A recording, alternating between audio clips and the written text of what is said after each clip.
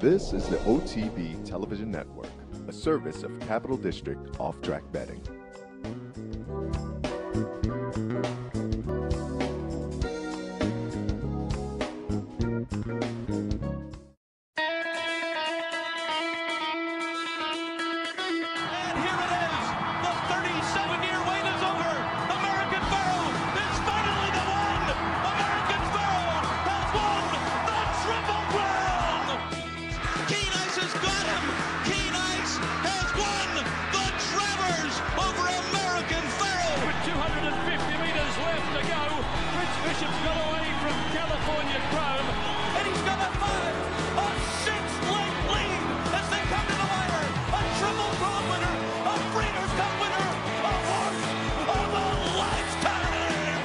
Broadcasting live from the Capital OTB studios, this is Racing Across America with Seth Merrow.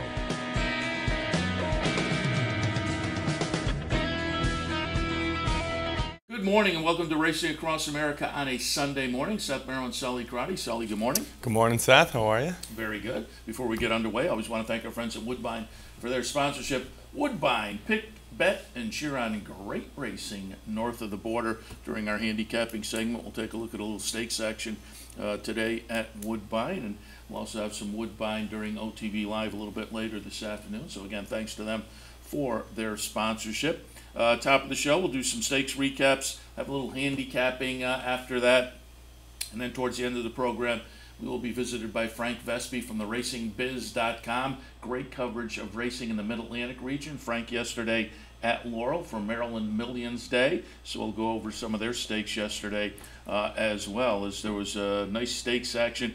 I think Remington this week had their stake bred program. Yesterday, obviously, Maryland Millions. We talked to Acacia Courtney yesterday. Maryland Millions, really the first of these kind of state bred. I'm not sure how long Maryland Millions has been in existence, but it's been a while. Jim McKay was one of the founders from ABC.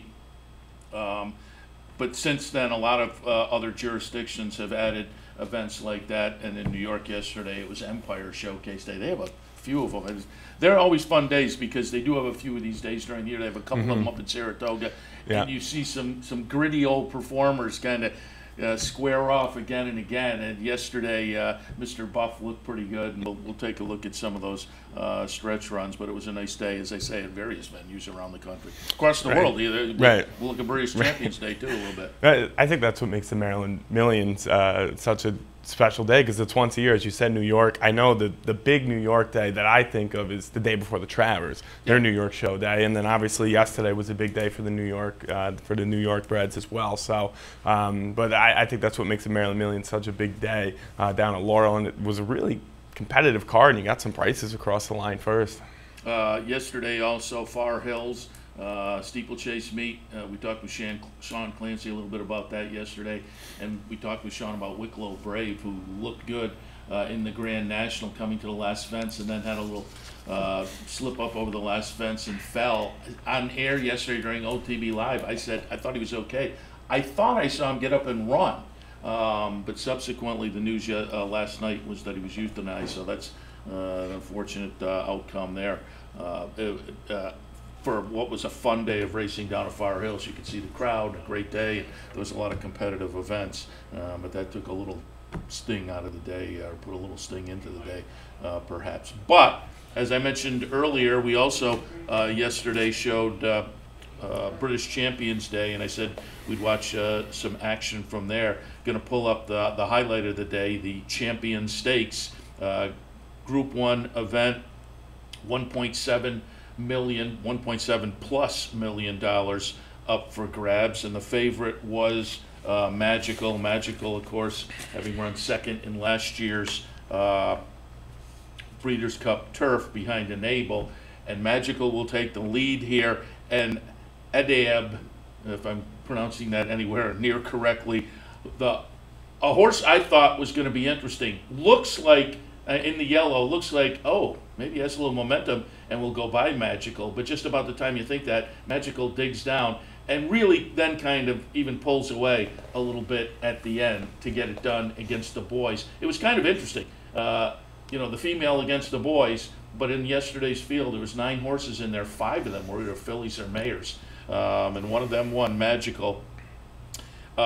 Ed runs second in there. Deidre runs third. And I pulled up, the timing was interesting, particularly compared to what we get here in North America. And I don't think this is typical necessarily over there. I think this was a little special for her the past couple of seasons. But in the 21st century, what we think of timing between races.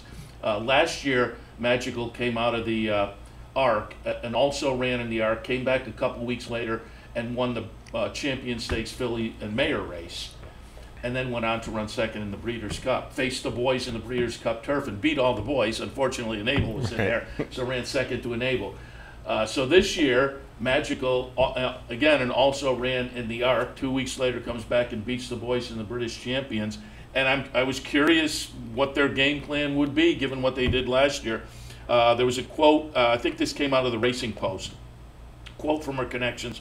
What can you say about her? She's the ultimate racehorse. That is what she is. She's incredible. It looks like she is still progressing, which is amazing. We would love to keep her in training, but the lads will make a decision. They have to decide whether they want to go to the Breeders' Cup or not, and that would be the next one if they decide they want to go. If she goes to the Breeders' Cup, she would go to the Filly and Mayor turf. So that's interesting. They would take a little bit of a different tack this year to face the Fillies and Mayors. But given that Enable was announced after the Arc, still in training next year. They're going to try for another Arc next year, but not going to head to the Breeders' Cup. And given that she's bypassing the Breeders' Cup, Magical would certainly add a nice European flavor if they decided to go. Right, and I think that would make the race that much better, especially with Sister Charlie in there. So, I mean, that would be a great matchup. Sister Charlie's won 6 grade 1s in a row, not even grade 1 stakes in a row, defending champion of that race. I think that, all the Sister Charlie fans kind of hoping that she'd go. You're going to get a better price on Sister Charlie there. So it would be a great match if she came over. Well, the field's great as well, but that one-on-one matchup would probably be highlighted with Sister Charlie. And again, given what we saw that they did last year and how well she ran in the Breeders' Cup turf, you'd have to think they would tilt towards that. But with the timing, so close. It's coming quick, in the 21st century, I'm sure they'll take a close look at it. And it's one of those where see how the horse came out of the race, et cetera, et cetera, et cetera. But it'll be fun if Magical does decide to come over and try the Breeders' Cup again. All right, let's go back to Empire Showcase Day at Belmont yesterday, and we'll kind of work our way backwards chronologically. And that means we'll start at the stakes end of the program. The Empire Distaff Handicap, a mile for the ladies. The favorite was Newly Minted, the one horse at 6-5, winds up running fourth in here. And Radajkowski, the number 10 horse, the second choice at 9-5, does get it done with a couple of prices underneath. Our Supernova at 20-1, held accountable at 28-1, complete the trifecta, running second and third. But again, it's the second choice under Jose Ortiz, Brian Lynch trainee. Radajkowski gets it done. I like that horse. I put that one on top. I put Newly Minted for Linda Rice in the second spot. Newly Minted was 4 for 5 coming into this race, so a little bit disappointing running fourth. And, given the separation between second and third, there was only a nose from third to fourth, but again, the separation from second to third, Newly Minted, a little bit disappointing, but Radajkowski gets it done, holds on there by a chart margin of a head. Yeah, I mean, just watching that replay, our Supernova ran an unbelievable race and almost ran by there with Junior Alvarado. But on paper, it kind of looked like it was Newly Minted's race to lose. But watching the last race on September 11th that Radajkowski ran, it was up for debate who would take the favoritism, and ultimately the Linda Rice trainee did. But as you said, a little disappointing there, but I thought the stretch run was very good by both those horses. But our Supernova ran a great race coming out of a win from Belmont, and then Jose Ortiz just had enough to get to the wire as the second choice at 9-5. Yeah, Radajkowski, you would think when the year-end honors come along for the New York breds, she'll certainly be considered. This is her only stakes win, but it was a pretty good one to put on the resume at the end of the year versus the state breds, but that makes her 4 for 6 for the year. We'll see. Again, and I'm one of the voters for those New York bred honors. Typically, when I look, you're looking for a number of stakes wins. You're looking for the potential to have faced open company as well. So we'll see how it shakes out. But that was a nice win for that one. A lightly raced 5-year-old as well. As I say, 4 wins and 6 starts as a 5-year-old. And they didn't really get started. They didn't get started until earlier this year in May. So put together a pretty nice campaign this year and capped it off in the Empire Distaff on Saturday. All right, let's take a look at the Ticonderoga. This is fillies and mares on the turf at 1 1/8. And, you know, there was a big favorite in here if you were playing some of the picks. I'm sure a lot of people singled 55. I had 55 on top, you know, just master the obvious. I thought War Canoe was a potential upsetter if you wanted to play around. 55 is the number 4 horse. War Canoe is the number 3 horse. That one will run 3rd. And 26 to 1, the second longest price on the board, kind of gives 55 a little tussle there. Wish Upon, the number 1 horse, but in the end, 55 proves to be best at a 35 cent to the dollar price. But with the 26 to 1 shot underneath, you got 29 bucks for your $2 exacta. If you liked that one, would have been a tough call for me. I thought there were some others in there that were a little more interesting, given previous races where some of these horses have faced off. But 55 was logical. 55 got it done. Yeah, I mean, it was going to be tough to be 55 in there. And Wish Upon, on paper, was probably the only speed in there. So yeah, if you wanted to, you know, that kind of could have been logical there in a short field. The only speed with Louis Sias, who's been riding great this entire year and at the fall meet, especially on the front end. But, you know, it was just a little too much to kind of hold off 55 there. I thought Kid is Frosty would run a better race, but I thought that was a little bit disappointing. And, you know, it wasn't a great race at all. Just watching the replay, nothing went right for Kid is Frosty and Irad Ortiz. But 55 was just proved to be 1-5 in there, and kind of looked like it running by Wish Upon, who actually ran well, 48 to the half, and kind of had to make 55 earn it late in that stretch run. But short field on the lead, I could see why some people would use Wish Upon, but you know, that wasn't a great race that Wish Upon came out of the last start. Chad Brown, Peter Brandt, now 11 wins and 22 starts for 55, and I'm just looking. Yeah, put 55 over $1 million in earnings. So nice little New York bred for that team. Let's move on to race number 8. I had Jeremiah Engelhardt on Racing Across America yesterday. We talked about the 4 horses he had in 3 stakes races, and this was the one where he overlapped. When I'm talking to him yesterday, it seemed like clearly he preferred Cleon Jones a little bit more, in that Captain Bombastic was taking a step up. So it was a little bit of a roll of the dice, I suppose. But boy, what a nice afternoon for Jeremiah. We'll show the other race that he captured a little bit later. But in the Sleepy Hollow, 2-year-old New York breds, Cleon Jones, the number 5, comes out of the win in the Bonguard. I had that one on top. I had Captain Bombastic down at the bottom of my mix just because it was a big ask coming out of a maiden special weight debut win, but Captain Bombastic, the number 4 horse. And it looks here like Cleon Jones is going to go right on by. But man, how determined is Captain Bombastic? Will not let the stablemate go by. They run 1-2 for Jeremiah Engelhardt, and running 3rd in there was Harris Bay. City Man, the favorite at 9-5. And I was a little, not shocked, I was a little surprised. Morning line, City Man did have the edge over Cleon Jones. I thought the betting public may tilt for Cleon Jones, though, given what happened in the Bonguard. But City Man did take the favoritism, went off at 9-5, winds up 4th in there. But as I say, what a nice performance by Captain Bombastic. Only 2 starts so far in the career and a couple of wins now with a nice stakes win. And $250,000 up for grabs yesterday. So again, a nice performance also for Jeremiah Engelhardt, running 1-2 in the race. Yeah, that's always good for the barn if you run 1-2. But as you said, that was a really, really nice game effort there, especially for facing winners for the first time. But Cleon Jones, I remember at Saratoga, broke the maiden, and I know all the Mets fans know the story of Cleon Jones, and then won the next time out. So I thought Cleon Jones was going to run by, and as you said, I thought 3.5 to 1 was an absolute gift on this horse, especially how good this horse looked up at Saratoga, and then faced winners for the first time and got the job done. But the barn for Jeremiah especially for the 2-year-olds, he's been on fire, and he's been bringing prices home all year with the 2-year-olds. So it doesn't surprise me he ran 1-2. I thought it would have been reversed with Cleon Jones on top. Yeah, mid-stretch, you would have taken that bet as well. Yeah. I thought Cleon Jones was going to go right by, but that you know, flatters Captain Bombastic that the horse was that game.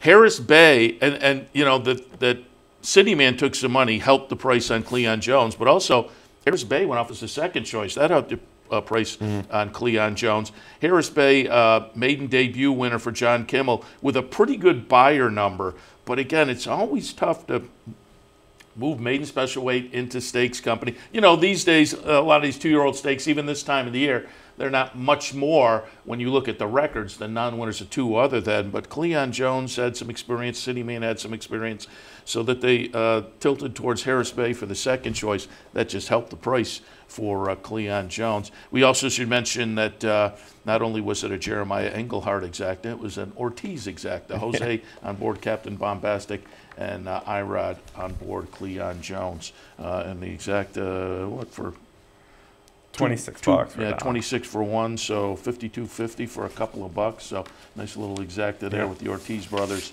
and Jeremiah Engelhardt. All right, let's take a look at the Iroquois. Another horse. I had a decent day with the winners on top if you picked up the one sheet.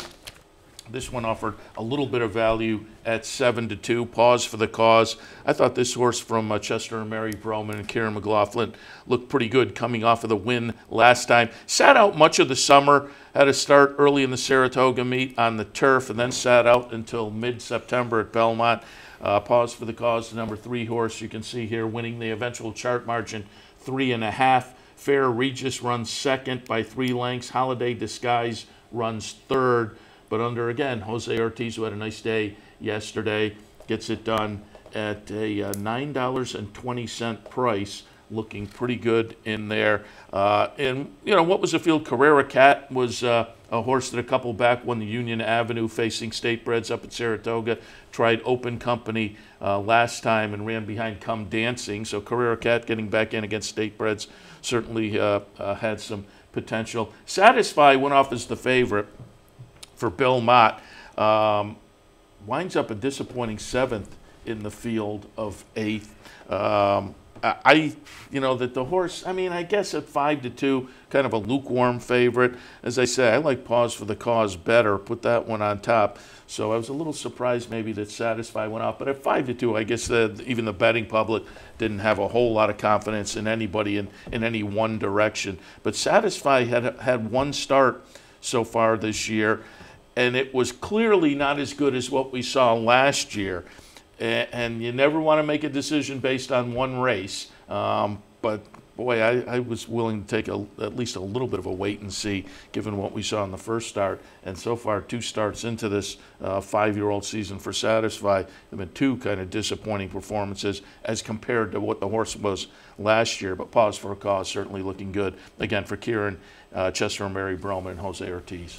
Yeah, another Ortiz exacta, $23 for $1 there, and these state bred races are always tricky, but when you get a favorite that's almost 3-1, that just makes it that much better. But Pause for the Cause coming out off a win. Fair Regis also coming off a win earlier in September. And the wide trip from Fair Regis, you weren't going to catch Pause for the Cause, but I thought Fair Regis ran a very, very good race there. But it was just more impressive how the Kieran McLaughlin runner ran for Pause for the Cause. So I thought if Fair Regis was a little bit tighter on the turns, both turns, I thought it would have been closer, but I don't think you would have caught Pause for the Cause, who, you know, as you said, went off 7-2, and I thought it was very fair, almost $10 for Kieran and Jose Ortiz.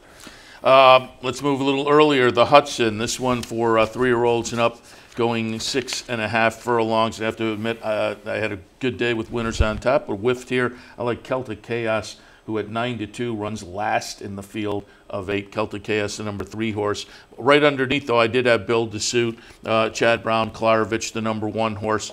That one will get it done. I Love Lulu runs second for Jason Service and Michael Dubb, and running third. T Loves a Fight for our man Orlando Noda. Always rooting for T Loves a Fight, but no better than third in here as looking pretty good was Build to Suit. Got the momentum going and kind of went by them all. The chart margin there, 2.5. And that one did go off as the favorite, paid $4.70 and ran like it. Yeah, I mean, I thought T Loves a Fight ran a really good race because the horse ran 9 days ago. Yeah. And they entered the horse in the state bred. Why not take a shot? If I remember correctly, T Loves a Fight ran in the state bred stakes at Saratoga and actually ran a nice race there as well. I thought that it was going to be tough to beat Build to Suit, but I thought I Love Lulu going off at 6-1, almost 7-1. I thought that was, that was a little bit of a gift as well. You got $30 back for a $2 exacta, but this was, I thought, besides 55, probably the most logical favorite that you could use in this whole state bred sequence on the day at Belmont. But especially with T Loves a Fight coming back after 8 days, and then I Love Lulu's a horse that has a little bit of hot and cold theory, a horse that obviously runs better against state breds and ran well yesterday for Jason's service. But nonetheless, I thought it was going to be tough for anyone to beat the eventual winner there, Build to Suit. And that's the way it proved in the stretch. All right, let's go to what, again, was the highlight of the day. I said this yesterday. Purse and Prestige, the Empire Classic, $300,000, a mile and an eighth. With a field of 5, they put it towards the middle of the card here. But had talked to Jeremiah Engelhart yesterday. He had pat on the back. That one coming out of the Grade 2 Kelso against Open Company. Won that with a nice triple-digit buyer. But you could tell when we talked to Jeremiah, he had a lot of respect for Mr. Buff. On the turn, pat on the back was right there, the number 3 horse. But Mr. Buff kind of gets the jump and spurts away a little bit. And you can see pat on the back grinding, and then just can't get there, and eventually gets passed by a nice runner-up, Dynamax Prime, who for a moment looks like, maybe this horse will make a run, but not Mr. Buff not giving it up in the end here. Mr. Buff for Chester and Mary Broman. Again, a nice New York bred, one of these that shows up in all these kind of races. Last time out had tried Grade 1 Company in the Woodward, and why not? It's a horse with a lot of early speed. Maybe you'll steal a race like that or get at least some nice black type potentially running in the money. And after showing some early speed, they wound up running 7th in there, but I don't blame them for taking the shot at all. They beat Open Company in January of this year in the Jazzle down at Aqueduct, so, why not try why not try a step up with a horse that clearly has some talent and came out of a couple of nice stakes wins, state-bred stakes wins leading into the Woodward. Now getting back to state-bred Company, looked really good on Saturday. And Junior Alvarado, I think it was a Dave Grenig article, and I'm kind of paraphrasing here, but after the race he said something like, if Mr. Buff is on the rail, he is a monster. And he had the rail trip, rode it into the lane, and spurted away. And as I said, then they had too much to ask the rest of the field to catch him. So nice performance in the Empire Classic for Mr. Buff. And what makes it even more impressive was what you saw at the top of the stretch there, but Mr. Buff stumbled out of the gate and did not have a clean break at all and kind of had to work extra hard to get to that lead. And his game plan is speed for the most part. Exactly. So, I mean, he had to work hard to get to the lead, and the speed was good yesterday. And you saw that yesterday, so I thought it was just even more impressive that he was able to hang on and kind of get to the wire, even though the 2 Dynamax Prime was flying late there. I thought it was just an impressive win because the start was so bad for Mr. Buff, and he got the job done as the second choice. But pat on the back was a deserving favorite coming out a couple greatest stakes races for Jeremiah. I look forward to seeing how this one runs or where they place pat on the back the next time out. But definitely a horse that could run better than what we saw yesterday. All right, let's go back to the Mohawk. These are 3-year-olds and up, going a mile and a 16th. And again, this was another of the few whiffs for me on the card. I think I had 6 winners on top in 11 races. And Cleon Jones would have been 7, so I got snudged there. But I liked Offering Plan, number 4 horse here from Chad Brown. That one winds up 4th in a field of 5. I was not convinced on Gucci Factor, the number 6, but boy, this is a nice stretch run. Just a lot of guts. With Voodoo Song, they both showed a lot of guts, and it comes right down to the wire. Bam, Gucci Factor gets it. The last race, and there was trouble in the last race, and the betting public was on board, making this a 9-5 close-up second choice to Voodoo Song, who was 6-5 in there, 7-5. And so the betting public was more on it than I was. Again, that last race, with the trouble, even after the trouble, I thought, the horse didn't necessarily engage after the trouble. It was just a bad read, though. That last one was one of those with the trouble, draw a line through, go to the races before, and that's closer what we got to yesterday for Gucci Factor. But again, it was a nice stretch run by both of them. And again, I'll tout Voodoo Song, who in the first 2 starts of this season, you kind of had the feeling as a 5-year-old, maybe Voodoo Song wasn't the Voodoo Song of the past, but in the past couple of starts has been far gutsier and just unlucky to lose a head bob at the wire yesterday. Gucci Factor over Voodoo Song. I mean, that was a great race, as you said. And Gucci Factor, I believe, on the morning line was 7-2. Got bet down to the shorter second choice, paid $5 and change to win. But I was thinking the same thing. Voodoo Song, just the 2 starts at Saratoga were not flattering at all. And then the horse came back and ran a pretty good race the next time out. And you would think a deserving favorite, especially facing state breds on the lead here, short field, in a horse that we know is gutsy. We've seen it up at Saratoga, but Gucci Factor, nice closing kick there for Christophe Clement and Joel Rosario to run by Voodoo Song. But it's going to be interesting to see what happens with Voodoo Song. Just has not looked the same since the 4 wins we saw number-wise, last summer. certainly not putting up the same kind of numbers. No, definitely not. So it's going to be interesting to see where Linda wants to send Voodoo Song. All right, and finally, let's go back and take a look at the Maid of the Mist. 2-year-old fillies, again, New York breds. They were all New York breds yesterday at Belmont. Had Jeremiah on yesterday, and we were talking about critical value. A couple of starts up at Saratoga. Start 1 was a close-up second-place finish. Start 2, a nice win in the maiden breaker. 6.5 furlongs in the debut, 6 in the follow-up, stretching to a mile. I like critical value. Number 3 horse gets it done here, and gets it done pretty convincingly. Naked Avenger was the favorite, and deservedly so, off a stakes win with a pretty good-looking buyer in the last start. But I thought maybe there was some upside for critical value, and boy, again, wins by a chart margin of 5.5. Naked Avenger, you'll see, gets up here. Good late run to get second by a neck over Good Credence. But as the second choice, critical value pays $7.30 and started out what was a pretty good day for Jeremiah Engelhardt, certainly as far as the 2-year-old stakes yesterday. Yeah, I mean, I don't want to repeat myself from 12 minutes ago, but his 2-year-olds have been running unbelievable. Yeah, we were down for Belmont Stakes weekend, and he had 1 win for Al Gold down there. And I started to kind of jump on it, and as we came into the Saratoga meet, I said, watch Jeremiah with the 2-year-olds at Saratoga. And ever since that Belmont Stakes weekend, he and his 2-year-olds have been doing great. I mean, his barn's been red hot, and especially with the 2-year-olds. And as you said, at Saratoga, they were running unbelievable. And they were at prices, the deep 2-year-old fields at Saratoga. And Jeremiah's horses, you were getting 6-1, 7-1 pretty consistently up there. So, and you know, you got the second choice here today. That's 2-year-old stakes wins yesterday for Jeremiah. So, I mean, the barn itself has been red hot all year, but especially the 2-year-olds, they've been very impressive. Yeah, a couple of $250,000 stakes, a win and an exacta finish in the 2-year-old races yesterday at Belmont. So again, it was a fun day. New York breds. I always like to take a little review of those, because certainly these horses will be facing off again when we have these New York kind of days, but they'll be mixing in with this kind of talent against open company over the next few months as well. So keep your eyes on those. All right, we'll take a break. When we come back a little bit later on, Frank Vespe from theracingbiz.com will do a similar recap of some of the Maryland Million Stakes with Frank. But before that, we'll take a break, come back, and do a little handicapping for this afternoon. Stay tuned. Racing Across America continues.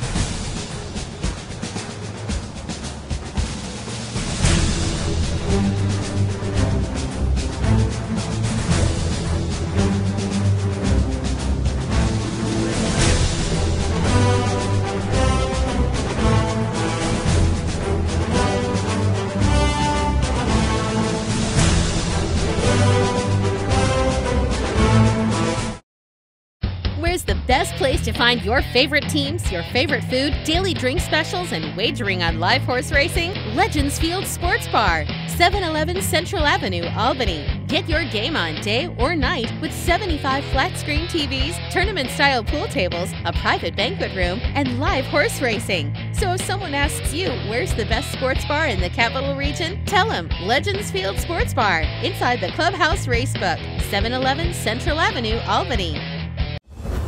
As an owner, I love the Breeders' Cup winning your in series. To win one of these challenge series is a way that we kind of map out our schedule throughout the year with our horses. If you win one of the challenge races, you have a very good horse. The King George, which is our winning in race, provides the top middle distance horse in Europe. We saw Highland Real running both races. We know when we show up at the Breeders' Cup, we've got the world to beat, not just everybody in the United States. Breeders' Cup Challenge, win, and you're in. Welcome back to Racing Across America. Seth Merrow and Sully Crotty. We'll take a little handicapping look at this afternoon, starting with Woodbine, the Bunty Lawless Stakes. And during the break, I had never heard of Bunty Lawless, so I looked it up on Equibase. Bunty Lawless, a Canadian runner in the late 30s and early 40s, 47 lifetime starts, 19 wins, 15 seconds.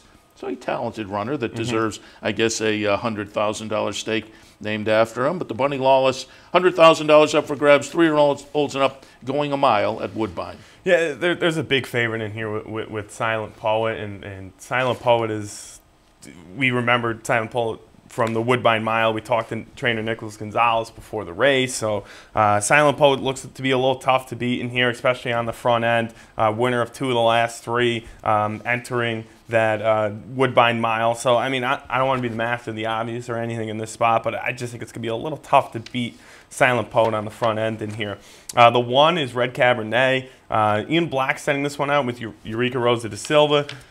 I thought the last couple were very good. Those were in restricted stakes races. We're staying right in that class here at Woodbine. They're going to try the turf here for the first time since a win by a neck from Off the Pace at a nice 4-to-1 price. You're getting 8-to-1 for a horse that likes to sit from off the pace. The pace is going to be honest enough here going a mile, especially with the 5, who's going to be a big price, and then Silent Poet. So I'll use the 8-to-1 underneath. And then the 4 is Split My Pants. I think it's the only closer in here on paper that if you're a trifecta player, superfecta player, 15-to-1 and Patrick Husbands with Catherine Day Phillips, I think is very, very fair. Coming out of 2 pretty nice optional claimers up at Woodbine, showed good closing effort. I like that they're taking a shot in this spot here. But in the Bunty Lawless this afternoon at Woodbine, 7-1, 4, and 8.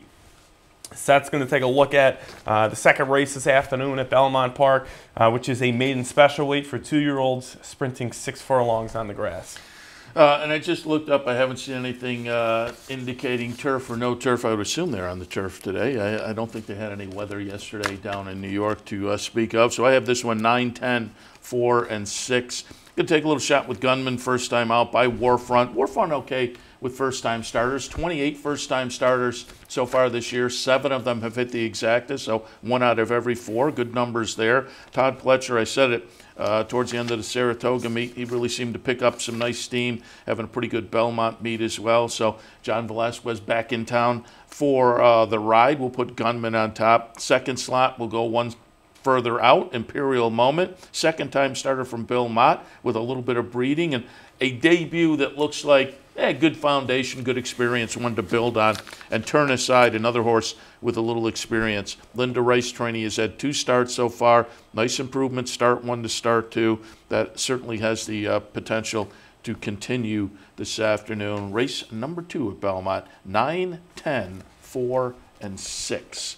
All right, we're going to take now a look at the feature race at Belmont on Sunday. We'll both take a look at the Athenia Grade 3 event, couple $100,000 up for grabs for the fillies and mares going a mile and a 16th. Sully, what you see in the Athenia? I went 9, 3, 4, and 1. Zenobia on top for Jonathan Thomas. I just thought the last couple, the first 2 starts here in North America were very, very good. Lost by half a length to Scottish Jig, who is a stakes winner and a stakes runner-up at Belmont, but has won several stakes races overseas before coming here and do a stakes-like optional claimer at Belmont and got the job done. And then that was coming out of a third-place effort in the stakes race. So I'll take the 5-1, a horse that's going to be forwardly placed in here, going a mile and a 16th. And again, I like Jonathan Thomas on the turf, having a very nice Belmont meet at 27%. The 3 is Sweet By and By for Steve Glaceris and Jose Ortiz.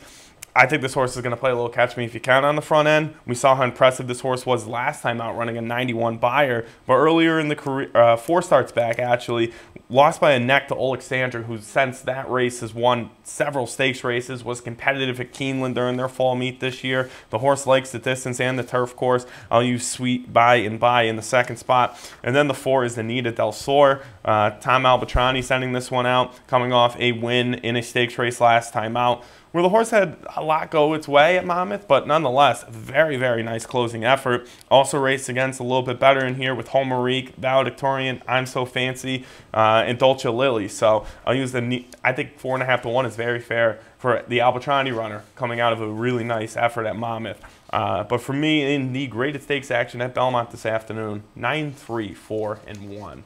Interesting. I have the same 4, just switched up, but my top and my 4th pick are completely switched up. I have it 1, 3, 4, 9. I put Simply Breathless on top. The 2 wins that this horse got on the move to the United States, Golden Gate and Santa Anita, looked pretty good. Subsequently moved to Arlington, decent 3rd in the Modesty. And last time out, a decent 3rd down at Kentucky Downs in a mile stakes race. Neil Drysdale electing to bring this one here, has been training at Keeneland most recently. I just thought the horse might be a good fit in here, and Joel Rosario on board. But I do agree, Sweet By and By is the horse that may be very interesting with the pace scenario. This one you would have to think is going to go out and, as you say, play a little catch me if he can, and might be tough to reel in. I mean, gets a cozy 3-post position, should be well spotted as they come around that first part turn and into the backstretch. And Sweet By and By, very, very interesting. And Andina Del Sur in the 3rd spot, nice improving numbers over the past few starts. So for me, in the Athenia, I have it 1, 3, 4, and 9.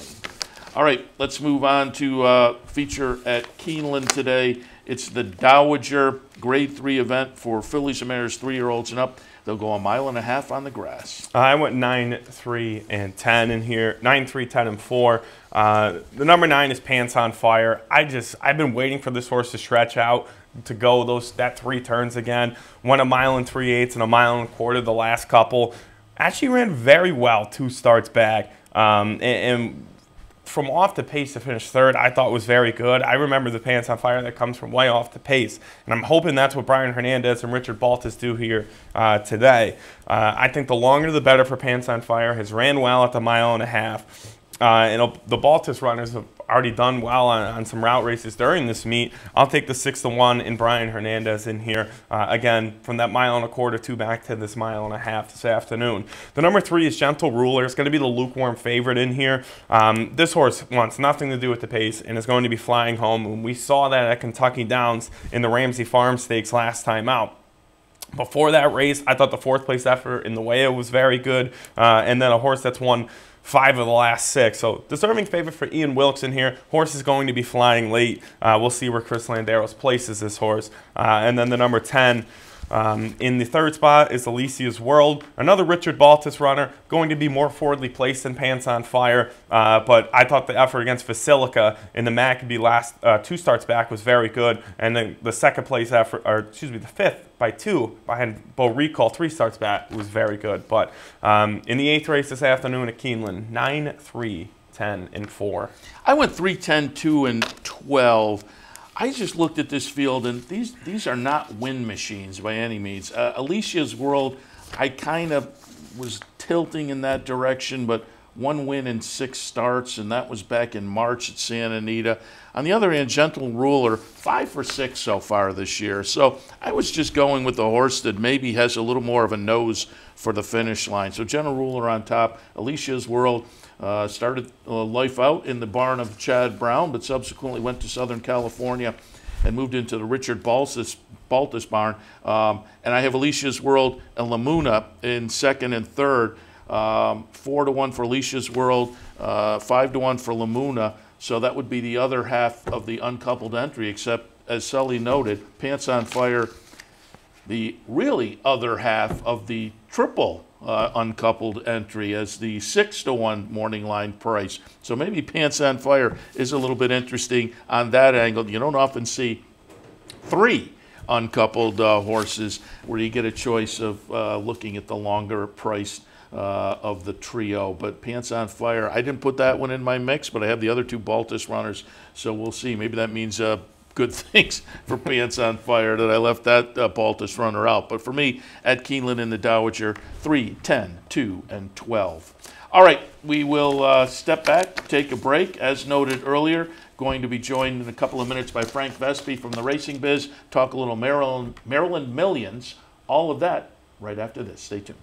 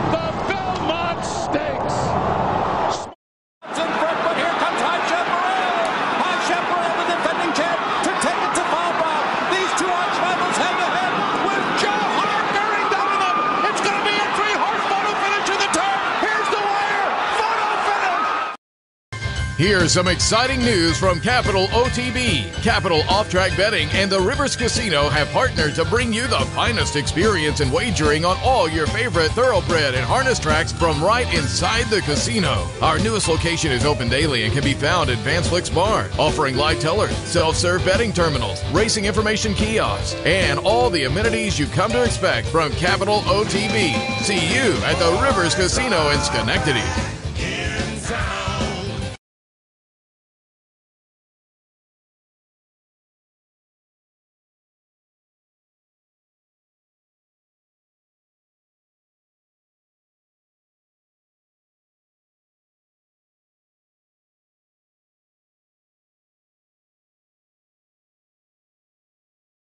Welcome back to Racing Across America. As promised before the break, joined now by Frank Vespe, our friend from the RacingBiz.com. No better place to keep up with racing in the Mid-Atlantic region, and certainly there was a focus on that region yesterday at Laurel with the Maryland Millions. Frank, good morning. Good morning, guys. Good to be with you today. And before we get into the racing specifically, just give us an overview. Always like to touch on the day, and I'm guessing weather-wise nice, and so a nice crowd down at Laurel? Oh, it was a great crowd at Laurel. It really was a nice crowd. The weather was, you know, if somebody draws up sort of what the ideal fall day looks like, it was pretty much yesterday in Maryland. It was just gorgeous, and apparently we've used up our good weather allotment because it's gray and raining here today. But yesterday was just perfect. Nice crowd. People really had a good time. And we talked to Acacia Courtney yesterday in a little preview, and I got to give her a tip of the cap. She gave out a couple of winners on the show, including the Maryland Millions Classic. Let's start out with that. And first, she mentioned it yesterday, and I'll mention it again. If folks were looking at this, and boy, you looked out at the also eligibles, and you saw, man, if those horses made it in, they were the best horses. How does Cordmaker be on the outside looking in? But we mentioned it yesterday. Preferences for Maryland sires versus Maryland breds on this day. Correct. It really is a day about Maryland sires. So Maryland, and the rule is if there are 8 Maryland sired horses, the race closes to non-Maryland sired. If it goes below 8, then other horses can draw in, then Maryland breds can draw in, which actually happened in the ladies earlier on the card where there were 8, 1 came out, that let Zonda in, and Zonda won the race. So, but that's how that works, and that's how, I mean, Cordmaker would have been an overwhelming favorite and probably would have won for won. Yeah, he definitely looked best in there. But it was Forest Fire, the number 7 horse. We will watch the stretch run. As I said, hats off to Acacia Courtney. She tilted in that direction. Couple of wins coming into this race over at Parks, but at 3-1, I'm just looking, second choice. Clubman was the 5-2 favorite. That one a disappointing 7th in the field of 11. But Forest Fire, the number 7, gets it done. Chart margin half a length. Prendimi runs second at 11-1, and Tappin' Cat third at 6-1. But a nice gutsy win here by Forest Fire in the Maryland Millions Classic.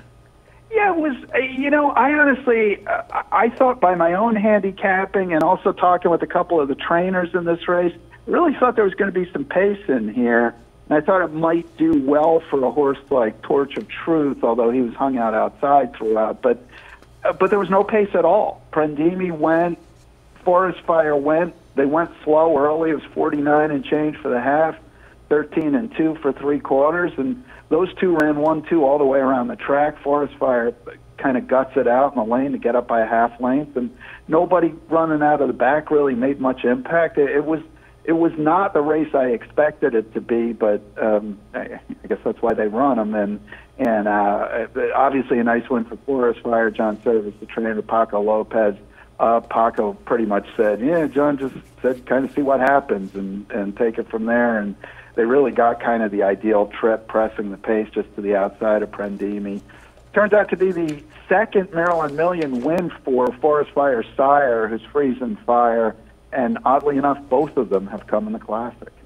And as you say, Clubman, you look down at his PPs, his game plan is probably to come from back, and given the pace yesterday, as I say, he was a little bit of a disappointing 7th, but was just up against it pace-wise. No, I think that's right. I'm not sure, honestly. I was a little surprised he went off favored. He's really good going maybe 6.5 to maybe a mile and 16th. I kind of feel like a mile and 1/8 is maybe just a bit of a stretch for him, and so he kind of flattened out a little bit late, I think. And the horses that ran 1, 2, 3 last year, Saratoga Bob, Clubman, and Do That Dance, were 6th, 7th, and 10th this year. So not a great year for the horses coming back from last year's event.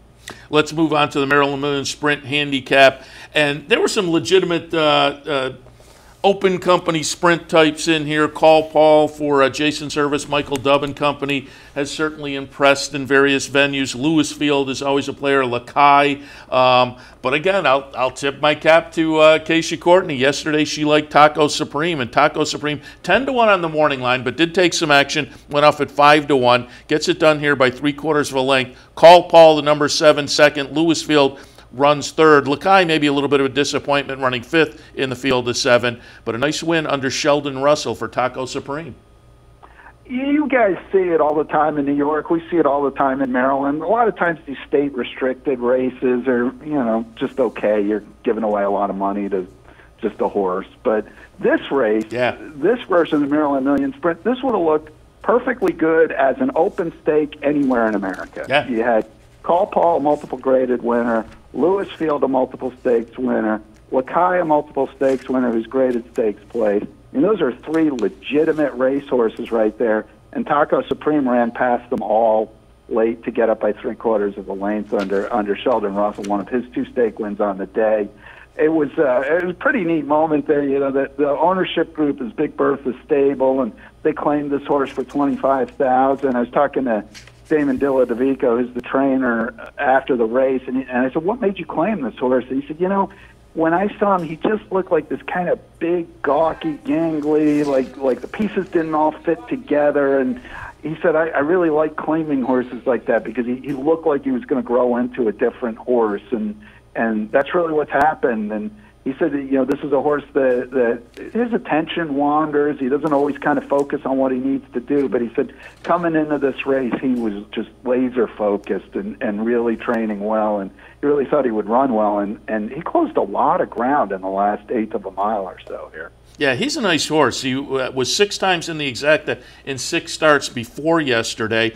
7 wins overall in 19 starts so far in the career. So they have a nice one there. But as you say, that was a really nice addition to the race with some legitimate stakes quality sprinters in there, and he goes by them all for the 3/4 of a length victory. All right, let's go to the race that maybe threw a monkey wrench into people's pick plays yesterday. Certainly if you had something in here, you wound up getting paid. But the Maryland Millions Turf, we're going to watch the stretch run here. It will be number 5, Mr. D'Angelo, getting it done at 17-1.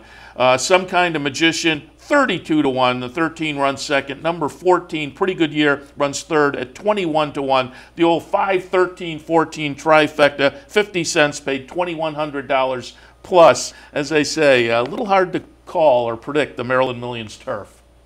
Yeah, I think the horses I had in the Maryland Million Turf were probably still out there somewhere. They certainly weren't any of those horses. Now, this was it's funny, talking about the Maryland Million Sprint was such a good race with some really good horses. This race, on the other hand, was like wide open. Yeah. I mean, I honestly looked at this as like pretty much anybody could win this race. Nobody had much of a resume here. And part of the reason for that is the 2 best Maryland-sired turf horses of the last 5 years have been Flash Phelps and Talk Show Man. They ran 1-2 last year. They had won 4 of the last 5 editions of it. They both retired earlier this year, and that kind of just threw this division into disarray. And Mr. D'Angelo got a pretty nice trip there from Heavy on Toledo, who was up, kind of managed to steer him through a bit of traffic, keep him going all the way. And that was kind of what trainer Tim Woolley had said after the race. He said, we just needed a trip for this horse. He's been kind of right there. He's run some good races, but it's always been something. And yesterday they got the trip they wanted, got up to win, kind of going away. A pretty good effort. That horse, he looks like he might just be a horse who's starting to get good right now. Yeah, it's kind of a blast for the past there, trainer Tim Woolley. Yeah, absolutely. He's been around for a number of years, won some races over the years, and back in the winner's circle yesterday, a homebred for Kevin Morgan, who he was kind of funny after he said, I don't have a lot of experience training or breeding horses. I bred, this is a horse by Seville out of a Housebuster mare, and he said, so I bred long on the turf to short on the dirt, and everybody who knew anything told me I was crazy, but here we are. So sometimes you do the wrong thing and it works out. So it was kind of fun to see. Yeah, the breeding game, I am not as into it as those kind of stories make me kind of long to be, because I think the breeding game is kind of a whole other interesting puzzle, like the handicapping game is. And finding out those kind of stories makes me, as I say, a little more curious about it. All right, let's go on to the Maryland Millions Lassie. I love the 2-year-old races on this card, because you can look and think, next year do we have some horses maybe to watch for Preakness or Black-Eyed Susan or whatnot. Maryland Millions Lassie was for the 2-year-old fillies, going 6 furlongs, and it will be number 12 getting it done as the favorite. Hello Beautiful, $5.40. Sticking together, the number 3 runs second as the 2-1 second choice, and best idea ever at 97-1 completes the trend. Boy, how appropriate is that name? At 97-1 runs third in here. But Hello Beautiful gets it done. Sheldon Russell on board, trained by Brittany Russell. Are they related? Yeah, husband and wife. Perfect. There you go. So and Hello Beautiful gets it done. Everything about this horse, about this story is pretty cool. It's the first stakes win for Brittany Russell as a trainer. She's got her husband in the iron. They have a new baby, Edie, and Edie's name is on the back of Sheldon's pants, and the baby was in the winner's circle with him. This is a horse that they went to Timonium and bought for $6,500. Oh, nice. A daughter of Golden Lad. After this horse broke her maiden, they sold her to Medicaid Stables and a bunch of others for a lot more than $6,500. But the new owners left the horse with Brittany Russell and came. So there were a lot of tears and hugs in the winner's circle after this one yesterday. And this was this horse was really had a good race yesterday. Sheldon put the horse right in the winning spot. She broke well from the far outside. He put her right up, pressing the pace, and kind of got rid of the horse who were inside and went on to win by almost 4 lengths. Clearly best here, and really good effort. This really seems like she's going to be a runner. Golden Lad, who is her sire, it's his first win, his first crop for 2-year-olds, his first win in a Maryland Million race. And his horse has hit the ground running, and so kind of this is one of the stories you see in these kind of state-bred or state-side races. Just kind of neat connections, a fun story, and people pretty excited about the future. Yeah, you see Acott in there, and then you hear the story, and you realize they scored out on a nice purchase, 6,500. And when I hear those stories, that's a lot of fun too, because particularly when they keep they're loyal to the original connections, and you hope that maybe this horse does go on and next year become kind of an interesting 3-year-old for them, and they can kind of score out on both ends. Yeah, no, I mean, there's certainly good reason to think that this might be a filly that could stretch out. I mean, they have thought, Brittany Russell has thought that, they tried her on the turf a couple of times. She actually run good races. They kind of thought she might be better on turf, but right now it looks like she's better on dirt. With Golden Lad, there's Tisnell on the bottom. There's certainly reason to think she could stretch out, and she's run pretty fast a couple of times now. They went 10-1 in this race, which is Racehorse Iron. Certainly she seems like a filly with a future here. Yeah, field of 12, and you get it done in a field like that and do it as convincingly as she did. It's probably a nice little future there, so we'll keep our eyes on. Hello, beautiful. Love the name, too. All right, Maryland Millions ladies, and you kind of alluded to it earlier, given the situation. Preference to Maryland sired horses, but if it scratches to a field of less than 8, Maryland breds can get in. And coming in from the AE list was Zonda. And the Maryland Million ladies, Zonda scratches in for Jim Lawrence and Matt Shearer and gets it done. 5-1 price. 4-5 favorite, My Sister Sledge, the number 1 horse running second. Gould's Night Out runs third, the second choice at 5-2. But again, the luck of the scratch, Zonda gets it done. Yeah, I've got to believe it's the first Maryland Million win for Zonda's sire, Scat Daddy. He's won some other important races, but I can't imagine he's got too many Maryland Million wins. But it's kind of a lucky break for Chucky Lawrence. He had stake in New York, I think, next week, also on his sort of on the plate for this horse, but was hoping to draw in because this figured to be an easier spot than that was going to be. Although he had to beat My Sister Sledge. My Sister Sledge is a real racehorse as well. She had won this race the last 2 years, was trying to become only the 7th horse to win a Maryland Million race 3 times, rallied from 8th, rallied from the rear of the field. It got to close to even terms, sort of hitting the head of the lane, but Zonda kicked away. Really nice ride there for Victor Carrasco. Kind of had this horse pressing the pace early, in a good spot, and then had plenty left to kick away when the favorite came to her. So a nice effort for Zonda, and obviously a good break for Chucky Lawrence. I guess he was apparently bringing the horse down anyway. I think he had another horse in elsewhere on the card, and then the Stews told him around 10 o'clock in the morning, hey, there's a scratch, your horse is in. So good break for them, and worked out pretty well here. So, why can't I be lucky like that? I'm with you on that.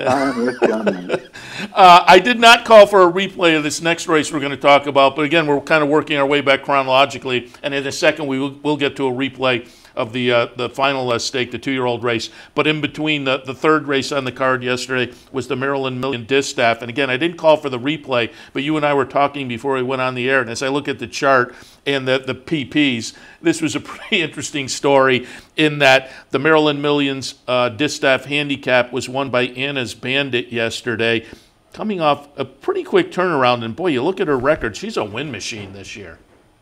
She's one of those fun stories, one of those fun horses that she's not going to go on and win graded stakes most likely. I mean, she doesn't appear to be that quality, but in these local stakes, she's just a beast, and she always runs a race. And as you alluded to, she won the West Virginia Breeders' Classic Cavada, which is their filly and mare race, last Saturday. And again, let me just interrupt for a second, because the guys in the control room, thanks to them, they pulled up the replay, and so we are watching the stretch run here. Anna's Bandit will be the number 1 horse. Sorry to interrupt, Frank. Go ahead.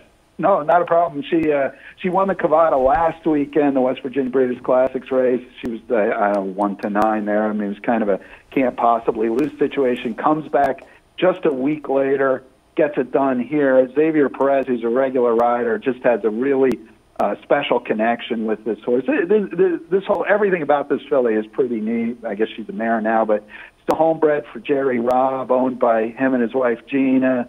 Races for their No Guts, No Glory farm. She was actually born 3 weeks early, so she was premature. She's had some issues.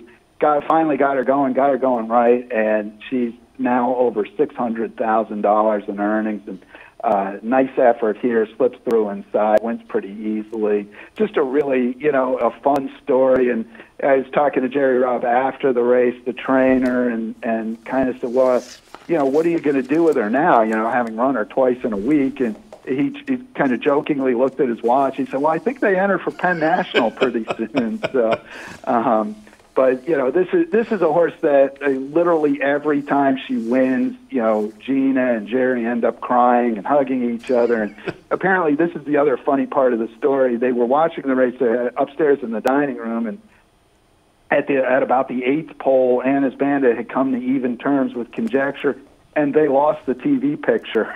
So they didn't even know what was going on because they couldn't see. And I said to Gina, what did you do? And she said, we just started screaming at each other. So just, a lot of fun. This was a lot of fun. This horse has been a lot of fun. And something to be said, too, I think she's a good example. She's now 5 years old. She finished third in both of these races last year. Something to be said for sticking around. She's a better mare now. She's a better runner now than she was a year ago. But she's kind of outlasted some of the horses that maybe were a little bit better than she was, and has really come into her own this year. And they're saying they're going to bring her back as a 6-year-old. So that's something to look forward to as well. Yeah, 15 wins and 31 starts now, well over $600,000 in the bank for what is technically a West Virginia bred. But Frank, as we were talking, I'm going down the PPs here. Last couple of starts at Charlestown in state bred company, West Virginia bred. But there's a Timonium race that's listed as a state bred race. And then the Conniver earlier this year back at Laurel, also listed as a state bred race. So with the sire, does that get with a Maryland sire, does that get a horse like Anna's Bandit into some of those Maryland state-bred races? That's exactly right. Yeah. Most of those Maryland state-bred races are written as Maryland-bred, Maryland sire. Okay. So as a daughter of Great Notion, who by the way is the leading active sire in Maryland Million wins. This was his 13th yesterday. He's well clear of any of the other active sires, but he's a little bit behind Not for Love, who had 36 Maryland Million wins as a sire. So ways to go to catch up to him, but that is, in fact, how she draws into those races. All right, and finally, the Maryland Millions Nursery. As I said earlier when we looked at the Phillies race, I love these 2-year-old races because we can look to the future and see if perhaps we have one that will step out into open company and be a nice 3-year-old next year. And maybe we do with Our Nation on Parade, the number 6 horse. When I talked to Acacia Courtney yesterday, that one kind of jumped out at me and clearly jumped out at everybody. Went off as essentially the even money favorite. Off the career debut, near miss, but with a buyer figure that had a little bit of an edge on this bunch. So he comes into this race, he was a maiden, having just missed in the career debut. But boy, this was a pretty good-looking maiden breaker in the stakes race yesterday for Our Nation on Parade. Chart margin 3 3/4. Certainly an impressive effort for this horse. I mean, perhaps one clue to this horse's potential coming in yesterday's race was the ownership change. Dean Reeves Racing LLC, they're the folks who owned Mucho Macho Man. They bought this horse out of his debut when he finished second, and that would be called paying immediate dividends, turning him right around in the Maryland Million Nursery and winning for fun. This horse was a ton the best in this race under Noel Beato and a little bit of late run from Stone Courageous. It was 30-1 to get up for second, but Our Nation on Parade, it was even money, as you said, and he performed like an even money runner should. It would be interesting to see what happens going forward. The horse is trained by Bernie Houghton for his first 2 starts. It'll be interesting to see whether Dean Reeves leaves him with Bernie or whether he wants to keep training at Penn National. Right, and what they're going to do. But certainly Bernie did a good job getting him to this spot, getting him ready to come out and win here, and he did it like a good horse should. So, and I said it earlier, you would love to see that. I'm just not sure, being based at Penn National, whether that'll happen. And for folks who aren't familiar with Dean Reeves, we've had him on a bunch of times at Saratoga, but certainly we had him on this year with his partner Randy Hill. They own Tax, and so you would have to think with Dean buying this horse, he thought there was a good 2-year-old and good 3-year-old potential. So as I say, you hope to see horses that will move into open company next year, and you would have to think that'll be the game plan with our Nation on Parade. Yeah, I mean, he was talking possibly about bringing this horse back for the Maryland Juvenile Championship, or Juvenile Futurity, I think it's called now, which is in December. But he's also saying, well, maybe there's some races up in New York we need to look at too. So you might be seeing this horse up in the Empire State sooner than later as well. Yeah, very good, because it was certainly an impressive performance, yes. Maybe on the card, as we went through those stakes races, maybe that was the most impressive victory. This was a really good effort. This horse, he was the favorite. He ran like the favorite. This was a really good effort. They went 109.73 for 3/4. Now, for comparison purposes, the fillies went 110.3, and the good older horses in the sprint went 108.80. So about a second slower than the good older horses, but that's about what you'd expect for 2-year-olds at this point too. So this was a really good effort, and certainly, the ownership change and who those connections are suggests that they think big things. Not unlike the 2-year-old filly. I mean, I'm kind of excited to see both the 2-year-old winners going forward. Yeah, again, the 2-year-old races on this day always are a little bit exciting, and they prove to be so again this year. Frank, as always, we appreciate the visit. Again, I'll tell people to swing by theracingbiz.com to keep up with all the racing action in the Mid-Atlantic region and beyond. Plenty of great racing news in general there as well. Before we let you go, I talked to Acacia Courtney yesterday, as I said, and I laughed. I talked to Dave Rodman on the show occasionally, and he brought it up a few years ago, and I said, and I wonder if you've taken advantage of this, one of the best racetrack giveaways in all of the industry at Laurel, Pie Giveaway Day, which has to be coming up. It's Thanksgiving Day, in fact. Yeah, which makes sense. It's by far my favorite giveaway of all time. I mean, they give away shirts and hats and all sorts of tchotchkes, and who cares, but if there's pie, I'm there. And yes, that has been our Thanksgiving dessert more than one year over the years. And no, it's tremendous. I love it. It's funny because actually, having talked with the marketing folks there, they really don't like it because I guess it's really expensive for them. But they tried to get rid of it one year, and I think I think people were with torches and pitchforks going to storm the gates, so they had to bring it back. Yeah, once you start Pie Day, you're in.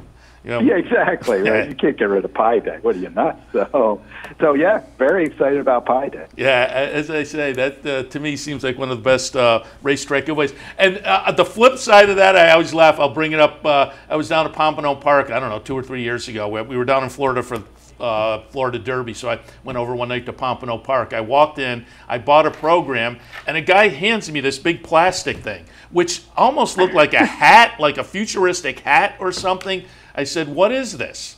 He said, "It's the giveaway today." I said, "Yeah, but what is it?" He said, "It's a cake plate." I said, "A cake plate?" So that would rank at the bottom of my racetrack giveaways. Although I still have it in my apartment. I have not put a cake on it yet, but I point to it when people come in and say, "Yeah, racetrack giveaway." Yeah, I kind of a pro tip for racetracks. If people have to ask what the giveaway actually is, it may not be working very well. And then I walked by at the end of the night. I walked by the little area where they were. There were still a lot of cake plates available. I think some people were for extras. I think some people were turning them down. Frank, again, really appreciate the visit, and we will talk again. All right, Seth, my pleasure. Thanks for having me. Frank Vespe, theracingbiz.com. Again, swing on by and check it out. Lots of great racing news there on a regular basis. All right, that brings us to the end. I will mention, Sully, yesterday the feature at Keeneland, the Raven Run, it was Bell's the one getting it done. 13-1, a little bit of an upset. Indian Pride, the Chad Brown runner, 7-5, ran third in there. Yeah, that was an interesting race. And I think one person hit the pick 5 yesterday. Paid $307,000. So took down the whole pool and then paid off the 5 of 6s. So it was, congratulations, ever hit that. I thought it was a $96 ticket that took the whole thing down. Ooh, nice. And I mentioned a couple of days ago, I think our friend Steve Bick helped one person win the late pick 5 in New York, which looking at the size of the pool, which was like 90-something, and the payoff, I think it was only one person because the payoff was about $72,000. Yeah. And Bick's horse won the finale on Friday at $57. Minute Mouse, so right? Somebody won. Is that it? Minute Mouse? Yeah, Minute Mouse. Yeah. I texted him after the race and said congratulations, and we texted back and forth. But I didn't see the payoff until the next day. I didn't ask him if he had it. Although I think he might have bragged about that on the text. Yeah. Somebody was happy that Minute Mouse won. Somebody was really happy. Yeah. I'd say so. Mouse won. All right, we'll wrap it up for this edition of Racing Across America. Seth, Merrow, and Sully, Crotty. Do want to remind people to swing in Clubhouse Racebook today for an NFL Sunday. Watch all the football action, all the racing action. Wear a jersey. You get in for free. Put your name on one of the squares, maybe a winner jersey or a food voucher, but you can watch all the games and all the racing action every Sunday here at the Clubhouse Racebook, 711 Central Avenue in Albany. I don't know if I want to watch my Jets. They play tomorrow, so you're good. You don't have to today. That's right. And then it's the only option on a Monday. Woodbine, Pick, Bet, and Cheer on great racing north of the border. Do want to thank them for their sponsorship. I said it like a month ago. I'm waiting for college basketball season as a Syracuse graduate, because even the Syracuse, after last year, I thought Syracuse was back on a little roll. Lost a lot of players. And it has not been. I was listening to some of it on the radio a couple of nights ago, and it was a schlag against Pittsburgh. So, yeah, football season has not been kind to my favorite teams. But and typically it's not kind to the Jets. That would have been an aberration anyway. Sully, good luck this afternoon. Good luck to you. Good luck to all of you. I'll be back in an hour and a half or so with OTB Live on a Sunday afternoon. We'll see you then.